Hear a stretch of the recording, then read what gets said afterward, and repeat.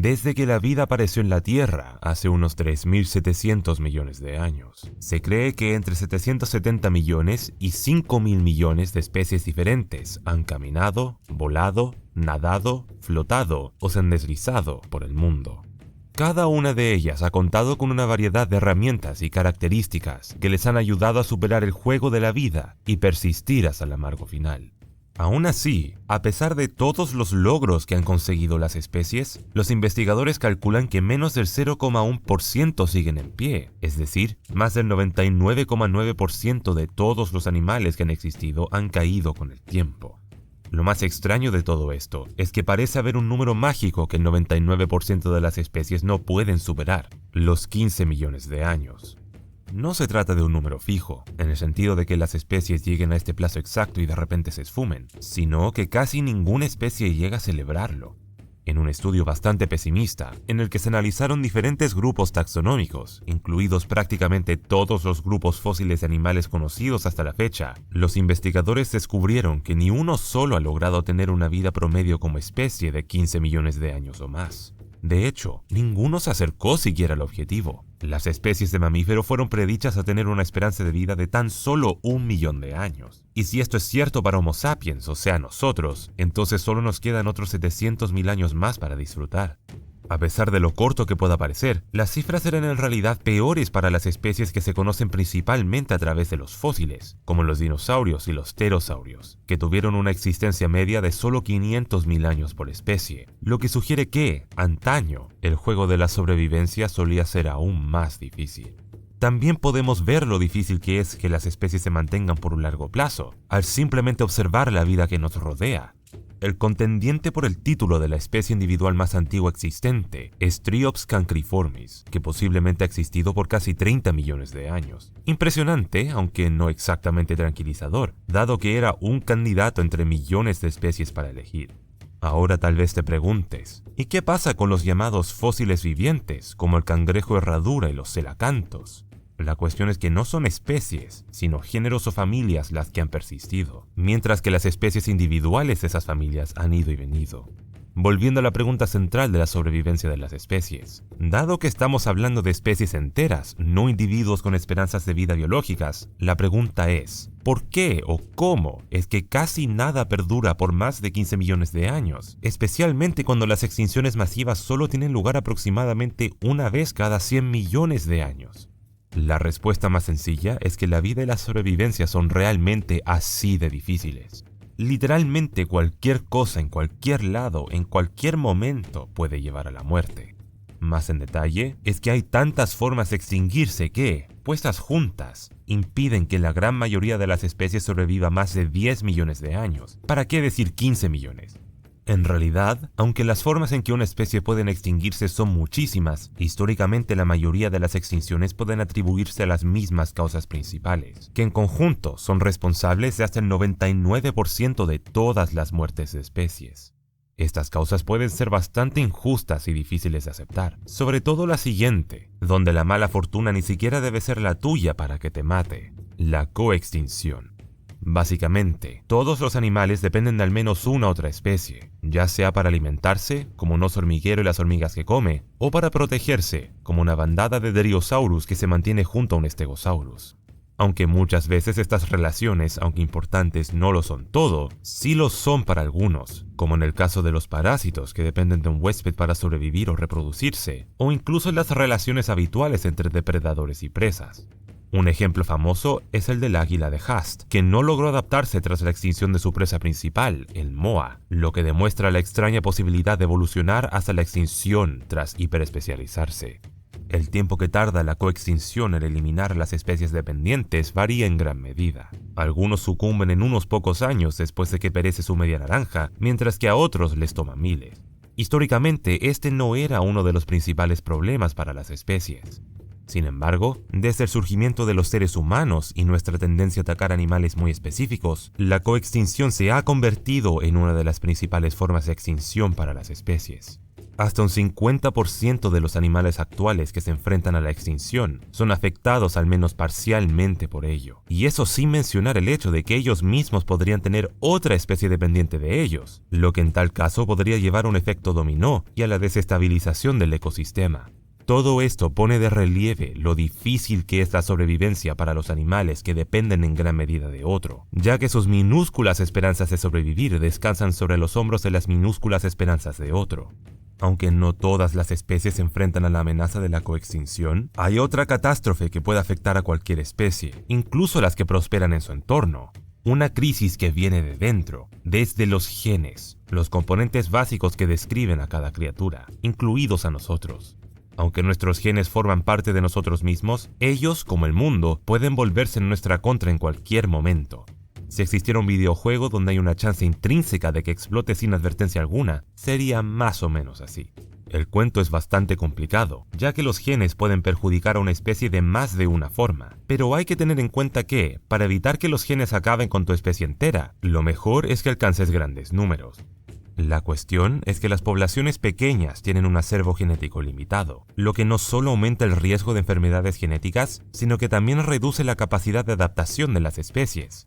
Por si fuera poco, ahora nos enfrentamos a algo llamado erosión genética, que es básicamente cuando una población pierde permanentemente genes específicos que podrían haber ayudado a la sobrevivencia. Y aquí es donde las cosas empiezan a parecer bastante sombrías, casi como si el mundo estuviera diseñado para evitar que las especies tengan éxito, porque incluso si una especie sobrevive a una catástrofe importante como una extinción masiva, la caída repentina de la diversidad genética en sí puede condenarlos igual. Este mismo fenómeno también puede observarse cuando un grupo se propone establecer una nueva población, ya que muchas veces, aunque se establezca una población reproductora, la falta de la diversidad genética necesaria impide que tenga éxito a largo plazo. Irónicamente, la situación contraria puede ser igual de peligrosa. La implosión genética puede producirse cuando una especie le va demasiado bien. Si tiene todo lo que necesita, no tiene motivos para migrar o desplazarse. Esto conduce a un área de distribución más pequeña y a una población más estable, pero de nuevo limitada, lo que crea un mayor riesgo de que algo vaya terriblemente mal en su genoma. El verdadero problema es que, aunque no sabemos exactamente cuán frecuentemente se producen las mutaciones letales, cabe esperar que a lo largo de 15 millones de años de existencia se introduzcan en la población algunas mutaciones bastante peligrosas, y si la población no es lo bastante grande como para eliminarla, bueno, se acabó. Estos problemas de poblaciones pequeñas suelen empeorar cuando la endogamia se hace inevitable. Cuando los animales se ven obligados a reproducirse con parientes cercanos, se crea una terrible retroalimentación positiva que rápidamente estropea sus genes después de unas generaciones.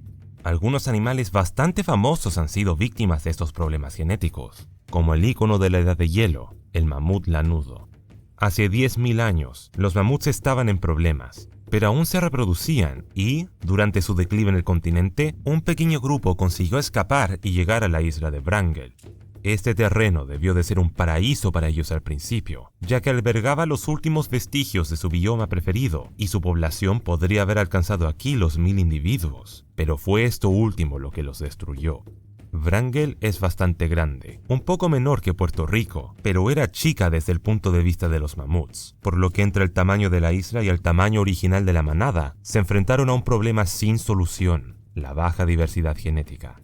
Con el tiempo, esta diversidad genética fue disminuyendo hasta culminar en un colapso genético total, algo tan poco divertido como suena. Y en 6.000 años y 200 generaciones, los mamuts quedaron absolutamente plagados de mutaciones, lo que llevó a que los últimos padecieran un pelo fino y translúcido que no les protegía del frío, diabetes, infertilidad e incluso la pérdida del olfato, lo que les podría haber hecho incapaces de localizar su propia comida. Sus genes estaban tan deteriorados que los investigadores los describieron como rotos. Hacia el año 2000 antes de la Era Común, murieron los últimos sobrevivientes de la isla de Wrangel y, con ellos, el mamut lanudo como especie. Un proceso de extinción tan prolongado no es lo mejor para nada. Pero no te preocupes, porque en la naturaleza hay muchos otros animales que estarían dispuestos a acabar con tu sufrimiento. Y las 3 formas principales de llevarlo a cabo son la competencia, la depredación y las enfermedades. Nosotros, los humanos, somos un buen ejemplo tanto de depredación como de competencia, pero no somos los únicos causantes de problemas. Por ejemplo, existe el hongo Batrachochytrium, que ha erradicado hasta 90 especies de anfibios en todo el mundo.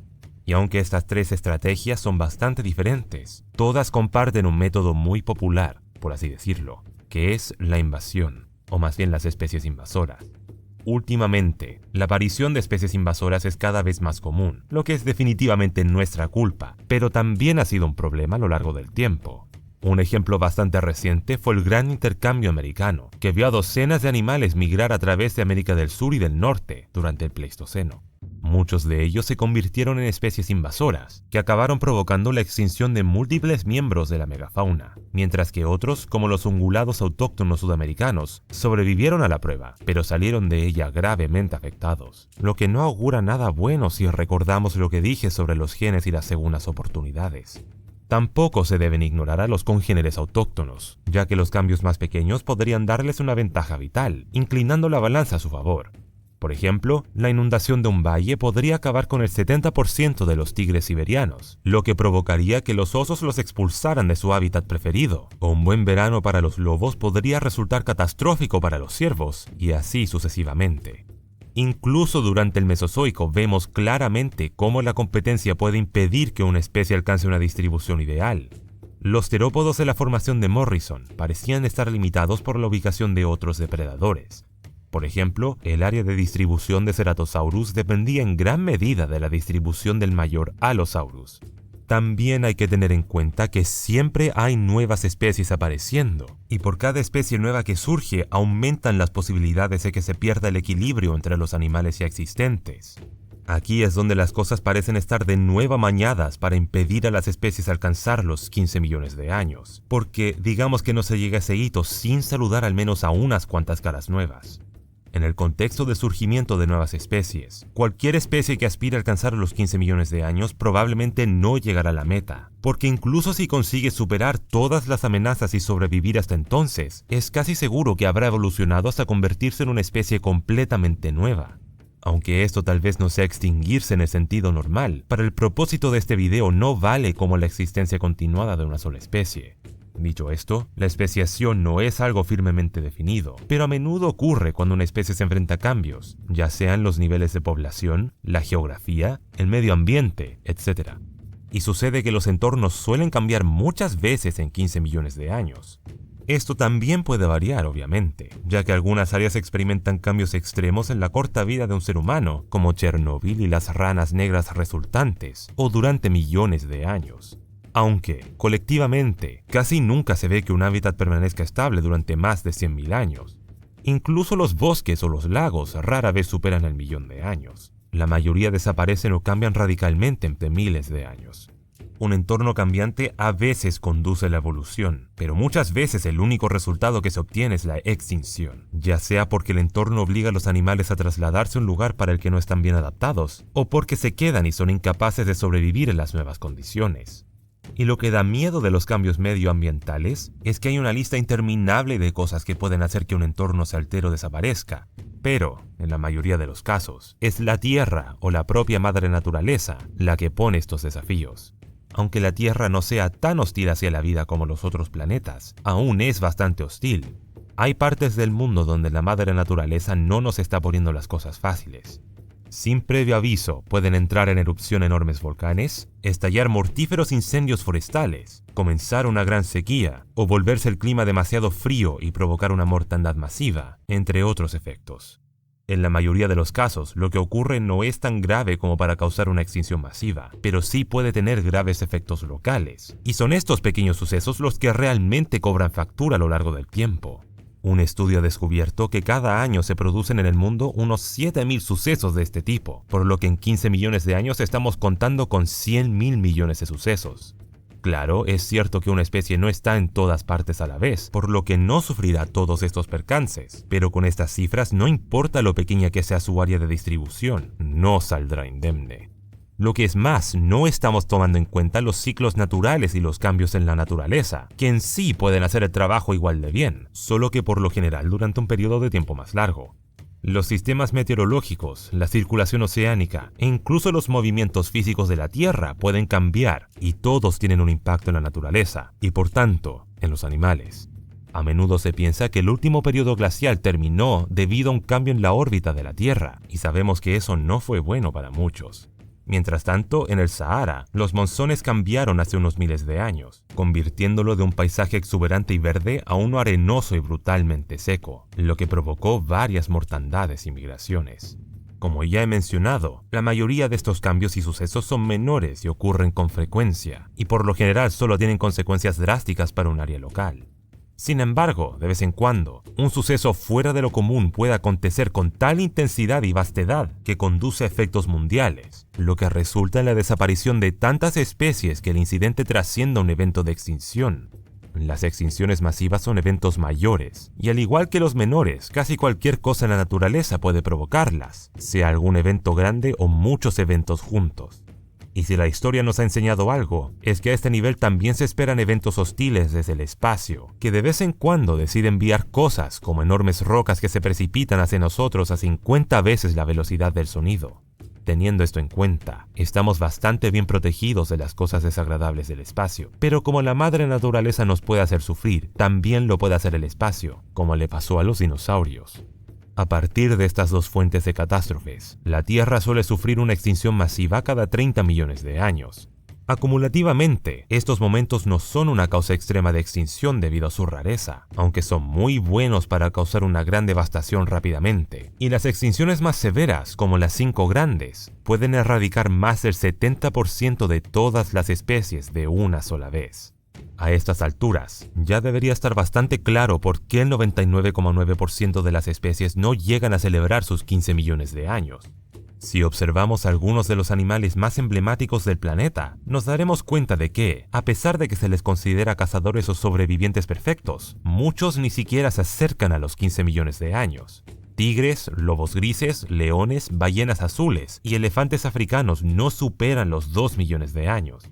Incluso los animales más legendarios de la prehistoria, como Tyrannosaurus rex, Spinosaurus, Stegosaurus y Argentinosaurus, no lo consiguieron. Mientras tanto, algunos como el oso polar y el oso pardo llevan menos de 100.000 años, menos que los humanos modernos, que solo llevamos 300.000 más o menos. Sin embargo, aunque a los humanos modernos nos queda un largo camino hasta llegar a las grandes ligas, hemos hecho un buen trabajo en lo que, según los investigadores, es la mayor defensa contra la extinción: lograr una amplia distribución. Según varios estudios, una buena distribución protege a las especies de todas las formas de extinción, excepto de las extinciones masivas, las cuales afortunadamente solo ocurren 10 veces cada 1.000 millones de años. Gracias a la tecnología, los seres humanos también se han adaptado bien a diferentes entornos y han creado grandes poblaciones, lo que también ayuda en el largo plazo. Por desgracia, al mismo tiempo hemos creado algunas cosas por el camino que han hecho que el reto de 15 millones de años sea más difícil que nunca. Y gracias a nuestros inventos, ahora hay nuevas formas de extinguirse que realmente no existían en el pasado, tanto para nosotros como para otros animales. Las armas nucleares podrían acabar con la civilización en un solo día, mientras que en un gran conflicto convencional podría tener resultados similares. De forma más insidiosa, hoy en día también tenemos que lidiar con la contaminación, el cambio climático, la pérdida de hábitats y la mala calidad del aire que puede causar toxicidad genética. Incluso algo tan inofensivo como la domesticación está provocando el declive de ciertas especies, a través de un proceso conocido como contaminación genética, que se produce cuando un animal domesticado se reproduce con otro salvaje, diluyendo lentamente sus genes con el tiempo, hasta un punto en que ya no pueden considerarse la antigua especie salvaje. Y las grietas de nuestras acciones ya se están mostrando, no solo en los animales sino en nosotros mismos, como ocurrió este año, que la esperanza de vida mundial disminuyó por primera vez en 3 décadas, y una buena parte de eso se atribuyó a dilemas causados por el hombre. Entonces, ¿llegaremos a los 15 millones de años? Estadísticamente, probablemente no, especialmente con lo caótico que es el mundo y el universo, y por esa razón, quiero tomarme un momento para honrar a aquellos que han vencido las probabilidades.